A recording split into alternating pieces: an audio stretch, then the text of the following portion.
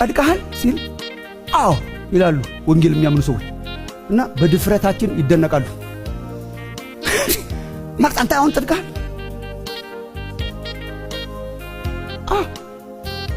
ጸድቀሃል?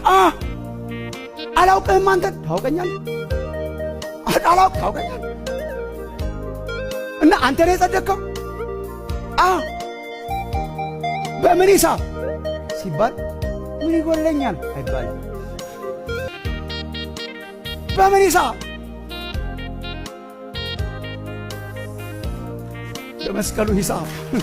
በመስቀሉ ሂሳብ እግዚአብሔር እንደ ኢሳይያስ እኮ ነብዩ እሱ ነው የሚለው የሁላችንን በደል ሁላችን ኃጢአተኞች ነን ብሎ ሁላችን ተሳስተናል ብሎ ሁላችን በደለኞች ነን ብሎ አንድ ሌላ ሁላችን ደግሞ አለ።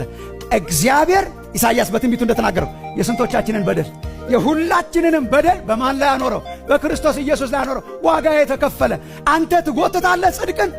ትወስዳለህ? ራስህ ከፍለህ ነው? አልከፈልኩ። ማን ነው? ሂሳብ ተከፍሎልኛል። ክርስቶስ ኢየሱስ በከፈለው እንዲያው በጸጋው ጸድቀዋል።